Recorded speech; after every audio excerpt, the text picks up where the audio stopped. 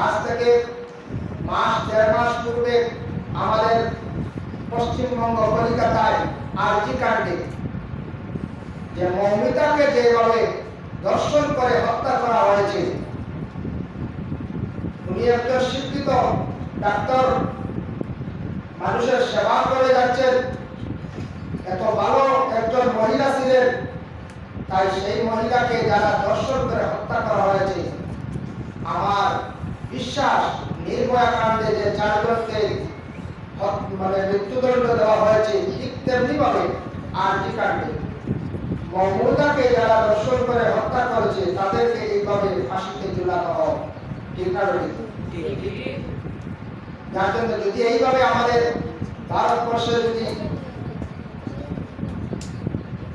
শাস্তি যদি এইভাবে দেওয়া হয়, তাহলে ভারতবর্ষে কোনদিন এই ধরনের দর্শন হত্যা এগুলো আস্তে আস্তে উঠে যাবে। কারণ মিডিল ইস্টের যে দেশ, সেটা গণতন্ত্র দেশ নয়। সৌদি আরব কান্ট্রি সেটা রাজতন্ত্র দেশ, কোরআনের বিচার, কোরআনের শাসন চলে। যদি এইভাবে কোনো মহিলাকে দর্শন করা হয়, তাকে মৃত্যুদণ্ড দেওয়া হয়, কোনো ব্যক্তিকে অন্যায়ভাবে যদি হত্যা করে তাকে আবার মৃত্যুদণ্ডের আদেশ দেওয়া হয়, কোনো ব্যক্তি যদি চুরি করে তাহলে তার হাত কেটে দেওয়া হয়, সেটা হলো আমাদের ইসলাম ধর্মের মহাগ্রন্থ কোরআন, কোরআনের নির্দেশ। তাই কোরআনের বিচার যদি কোনো দেশে যদি শাসিত হয়, চালানো হয়, তাহলে দেশ বহুত উন্নত হবে, দেশ বহুত সুন্দর হবে।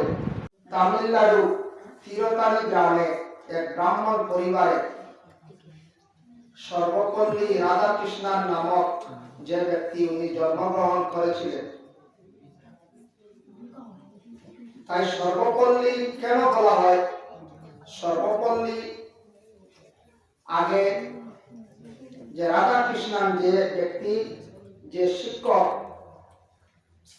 ওনার পুরাতন বাড়ি ছিল, সেই পুরাতন গ্রামের নাম ছিল, যার জন্য সবাই বললেন যে আমাদের গ্রামের নাম ওনার নামের সঙ্গে মিশিয়ে দেওয়া হোক, লাগিয়ে দেওয়া হোক, যাতে কোনোদিন সর্বপল্লী গ্রামটা মানুষের মন থেকে যেন মুছে না যায়। আমাদের ইসলাম ধর্মের ধর্মীয় প্রতিষ্ঠান সমগ্র ভারতবর্ষে আছে, বিশেষ করে আসাম রাজ্যে বিভিন্ন জায়গায় মাদ্রাসা আছে, যে মাদ্রাসার মধ্যে অ্যারাবিক গ্রামার গুলা পড়ানো হয়। সেই অ্যারাবিক গ্রামার গুলা যে পড়ানো হয়, এর মধ্যে অ্যারাবিকের মধ্যে একটি আদব সাবজেক্ট একটি আছে, যেটাকে বলা হয়, যে কিতাবের নাম কালিউবি। কালিউবি সেই কিতাবের নাম। কিন্তু কালিউব নামক একটি গ্রাম ছিল, সেই কিতাবের লেখক যিনি, উনার নাম শেহাবুদ্দিন। উনার নাম শেহাবুদ্দিন, কিন্তু সবাই জানে সেই কিতাবের নাম পরিচিত কালিউবি বলে। আমরাও যখন ক্লাসে আমাদের শিক্ষকরা শিক্ষা দিয়েছেন, আমরাও জানি যে কালিউবি কিতাব, কিন্তু সেই কিতাবের রাইটার যিনি লেখক, ওনার নাম শেহাবুদ্দিন। কালিউবি নামটা কেন রাখা হয়? যে গ্রামে ওনার জন্ম হয়েছিল, যে গ্রামে ওনার জীবনযাপন কাটিয়েছিলেন, সেই গ্রামের নাম ছিল কালিউব। এর জন্য ওনার নামের সাথে কালিউব লেখা হয়েছে।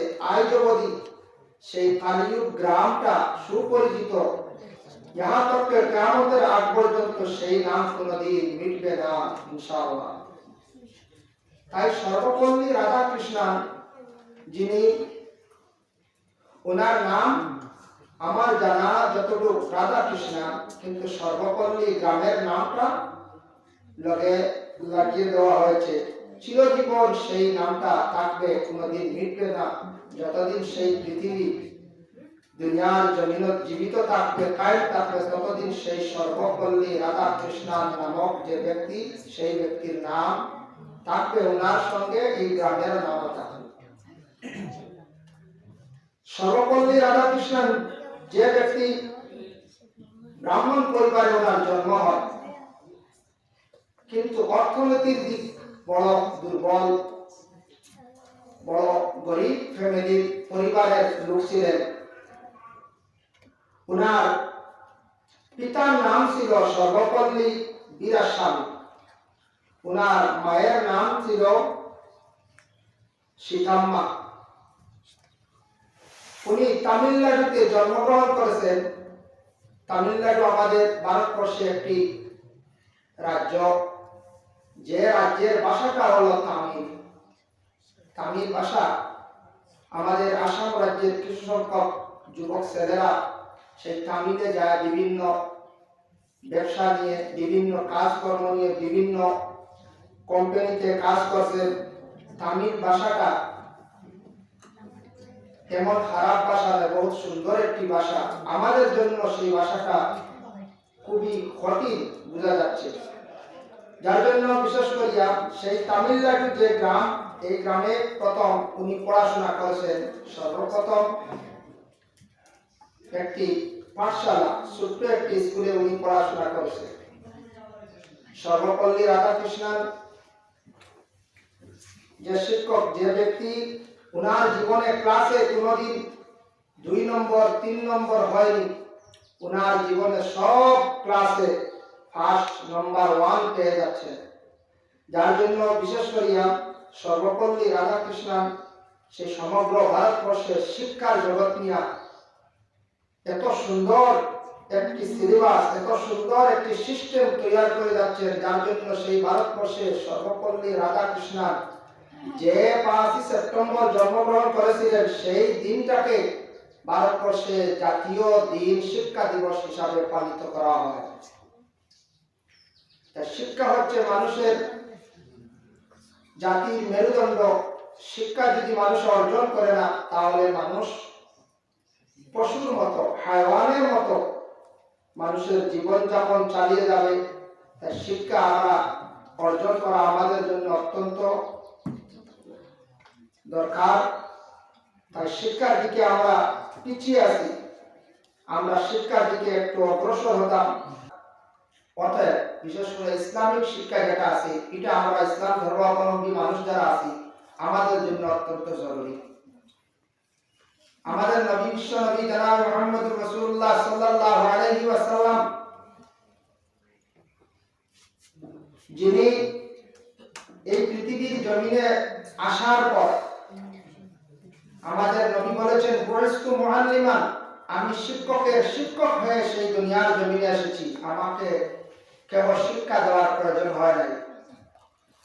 নবীকে যে শিক্ষা যেগুলো দেওয়া হয়েছে, খুদ আল্লাহর তরফ থেকে দেওয়া হয়েছে।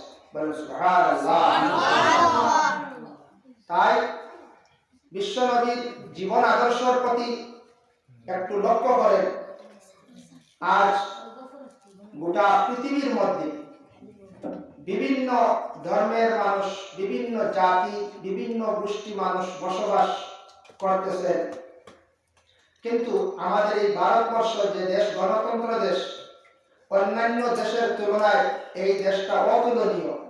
কারণ কিছু দেশ, ইউরোপ কান্ট্রি, মিডিল ইস্টে, উপমহাদেশে, এশিয়া মহাদেশে গেলে দেখবেন যে কিছু দেশ আছে শুধু ইসলাম ধর্মের মানুষ, কিছু দেশ আছে শুধু খ্রিস্টান ধর্মের মানুষ, কিছু দেশ আছে শুধু বুদ্ধ ধর্মের মানুষ। কিন্তু ভারতবর্ষ এমন এক দেশ, যে দেশে ইসলাম ধর্ম, খ্রিস্টান ধর্ম, সনাতন ধর্ম, জৈন ধর্ম, শিখ ধর্ম, বিভিন্ন ধর্মের মানুষ, বিভিন্ন গোষ্ঠী একই সঙ্গে সেই ভারতবর্ষে বসবাস করতেছে। তাই এই দেশ অন্যান্য দেশের তুলনায় অতুলনীয়, এত সুন্দর একটি দেশ। তাই সেই দেশে আমরা বসবাস করতেছি, সেই দেশ শান্তিপূর্ণভাবে যাতে চলে, এই দেশের মধ্যে আমরা বসবাস করতাম। সর্বপল্লী রাধাকৃষ্ণন ভারত স্বাধীন হওয়ার পর যখন প্রথম উনি উপরাষ্ট্রপতি ছিলেন, দ্বিতীয়ত রাষ্ট্রপতি ছিলেন, প্রথমবার উপরাষ্ট্রপতি, দ্বিতীয়তে রাষ্ট্রপতি।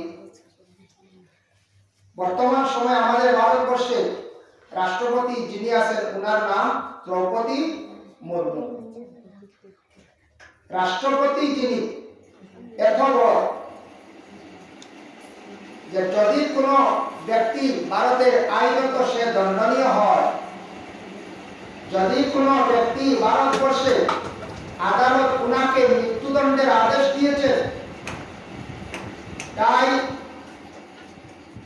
সেই ভারতবর্ষের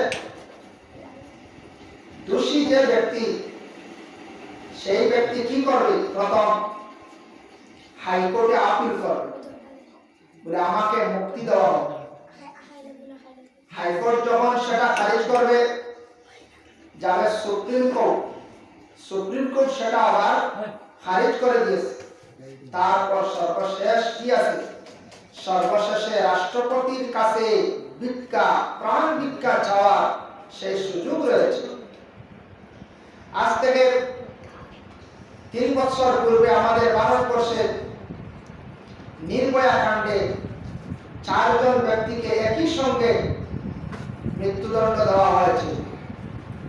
ওনারা এইভাবে হাইকোর্ট, সুপ্রিম কোর্ট, তারপরে ওনারা রাষ্ট্রপতির কাছে প্রাণ ভিক্ষা চেয়েছেন, কিন্তু রাষ্ট্রপতিও তাদেরকে ক্ষমা দেন না। তার কারণ কি?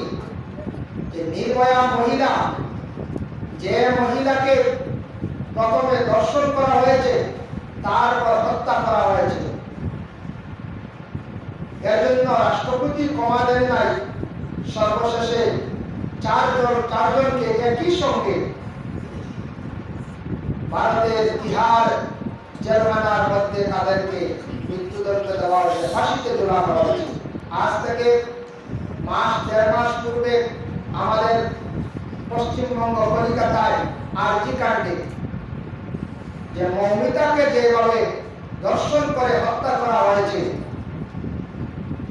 উনি একজন শিক্ষিত ডাক্তার, মানুষের সেবা করে যাচ্ছেন, এত ভালো একজন মহিলা ছিলেন, তাই সেই মহিলাকে যারা ধর্ষণ করে হত্যা করা হয়েছে, আমার বিশ্বাস নির্ভয়া কাণ্ডে যে 4 জনকে মৃত্যুদণ্ড দেওয়া হয়েছে, ঠিক তেমনি ভাবে আরজি কাণ্ডে মমতাকে যারা ধর্ষণ করে হত্যা করেছে, তাদেরকে এইভাবে ফাঁসিতে ঝুলানো হবে। ঠিক না? যার জন্য যদি এইভাবে আমাদের ভারতবর্ষে যদি শাস্তি যদি এইভাবে দেওয়া হয়, তাহলে ভারতবর্ষে কোনদিন এই ধরনের ধর্ষণ, হত্যা এগুলো আস্তে আস্তে উঠে যাবে। কারণ মিডল ইস্টের যে দেশ, সেটা গণতন্ত্র দেশ নয়। সৌদি আরব কান্ট্রি সেটা রাজতন্ত্র দেশ, কোরআনের বিচার, কোরআনের শাসন চলে। যদি এইভাবে কোনো মহিলাকে ধর্ষণ করা হয়, তাকে মৃত্যুদণ্ড দেওয়া হয়, কোনো ব্যক্তিকে অন্যায়ভাবে যদি হত্যা করে, তাকে আবার মৃত্যুদণ্ডের আদেশ দেওয়া হয়, কোনো ব্যক্তি যদি চুরি করে, তাহলে তার হাত কেটে দেওয়া হয়, সেটা হলো আমাদের ইসলাম ধর্মের মহাগ্রন্থ কোরআন, কোরআনের নির্দেশ। তাই কোরআনের বিচার যদি কোনো দেশে যদি শাসিত হয়, চালানো হয়, তাহলে দেশ বহুত উন্নত হবে, দেশ বহুত সুন্দর হবে। এই ভারতবর্ষ তো গণতন্ত্র দেশ। আমরা 40 কোটি মুসলমান, আমরা যে কোরআনের সঠিক বিচার, সঠিক নিয়ম যেটা চালিয়ে যাব, সেটা আমাদের পক্ষে সবাই সঠিক সম্ভব নয়। কিন্তু